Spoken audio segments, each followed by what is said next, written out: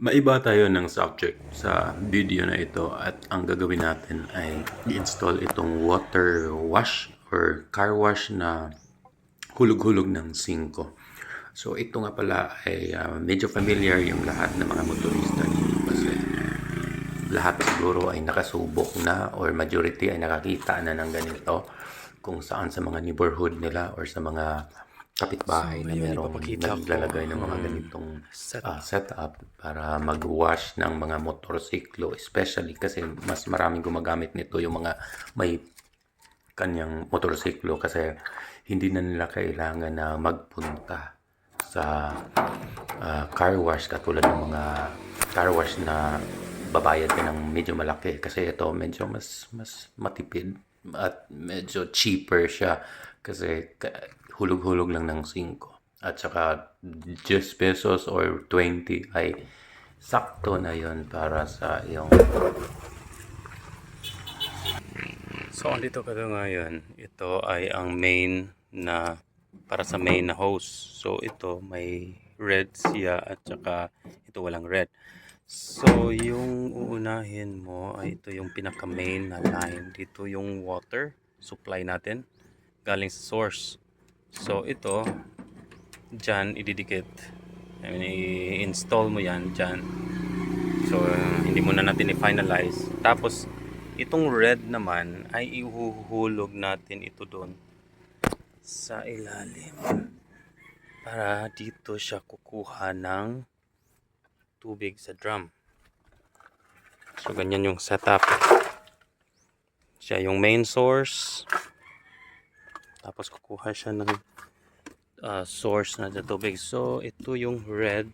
Kaya ito pula kasi indicator ito na dito yung water filter or strainer natin. So, ikutin mo lang yan dyan. So, ito install muna natin. Ganyan lang. Tapos, lublob mo dun sa tubig. So, yan, pinasok na natin ito dun. Ang kulang na lang ng tubig ito. Ngayon, ang susunod naman ay itong mga smaller. Medyo nakakalito ito kung kayo ay nagsisimula pa lang kasi mukha silang marami, di ba? Pero isa-isahin natin.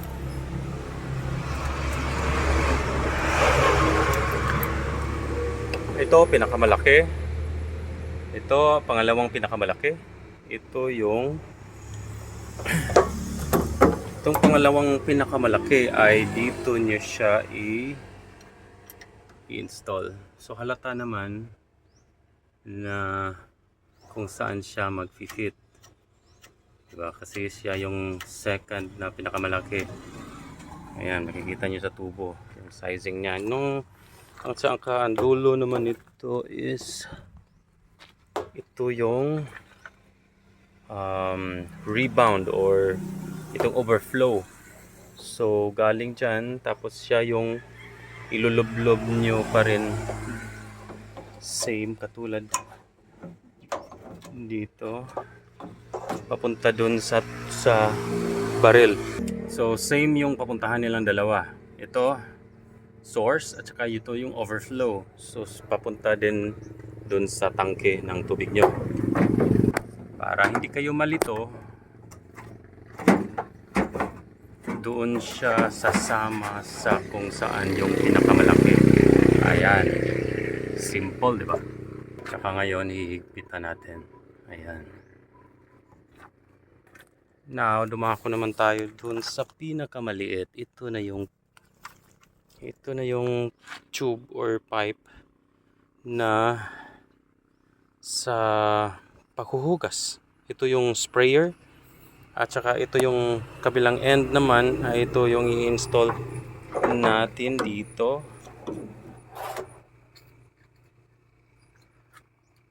Ayan. Diyan. Parang mali yata. Siguro dito. So ito namang pangatlo, yung pinakamaliit na hose. Ito. Makikita nyo may sa kabilang dulo is ito yung sprayer. Ito yung bubuga ng tubig papunta doon sa sasakyan ninyo. So ito yung shower head or spray head. Tapos sa kabilang dulo naman ay ito yung magko-connect dito sa machine natin. So either pagpilian nyo lang either dito or sa kabila. Kasi pwede siyang dalawa. Either dito or dito. So dito na lang natin ikabit ito. Para kung kunyari may magdagdag tayo ng isang another hose para sa pangalawang gagamit, dito natin ilalagay. So ayan. At ngayon naman dito ay binubutasan natin itong side na ito. So dito yung huhulugan ng mga 5-5. So dyan natin ilalagay yung box. Ito. So magaan lang naman ito. Pwede nating i-install na isang kamay lang while hawak-hawak natin yung camera para makita nyo kung paano natin i-exhibition ito. Pero careful tayo na hindi ito masisira kasi ang mahal. Yeah! So ayan o, kailangan na lang siyang i-calibrate ng maayos para papasok. So dadako tayo dun sa kabila.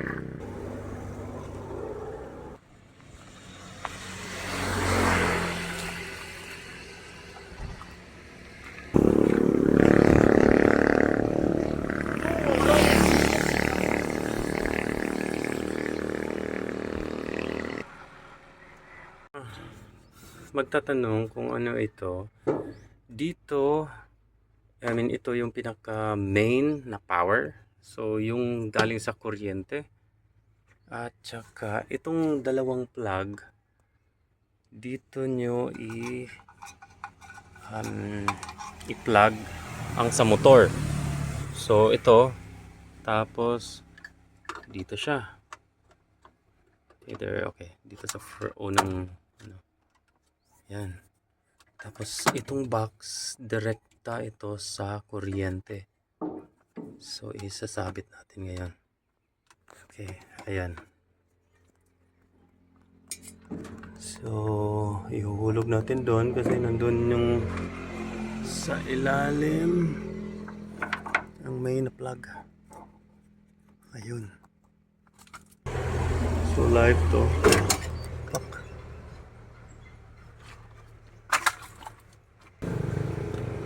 So tanggalin muna natin to kasi mukhang kailangan pa siyang i-calibrate. So, ang nangyari ngayon, ito tinesting na nga natin at tinulugan natin ng 5, no? So, umandar naman, maayos naman yung makina. Pero, may napansin akong issue, hindi lumalabas yung tubig. So, tinawagan ko yung may-ari at yung seller. At ang sabi niya, ito mismong may yellow na malaki kasi dyan lalabas yung tubig. Galing dyan sa loob ng barrel. So, meron namang tubig ng tinest ko. So, nag-wonder talaga ako, nagtaka, bakit hindi siya nag-spray ng, hindi lumalabas yung tubig dito sa sprayer. So, ang problema pala, kasi first time at virgin pa itong makina natin, may kailangan kang bubutasin mo o itutusok mo yung, ang ginawa ko, tinutusok ko yung parang, saan siya lumalabas yung tubig at talagang dinidiin ko yung daliri ko paulit-ulit kasi hindi siya lalabas kasi yung ano niya hindi siya magsasak ng tubig kapag hindi mo siya kasi medyo kinalawang ng konti. So ayan, ngayon nakahugas na tayo, nakatesting na, okay na siya. Pero yun nga, sa mga naka-experience ng ganito at mga gumagamit ng car wash na ito for the very first time, ano yung mga ibang ginawa posible nila para masolusyonan yung mga ganon.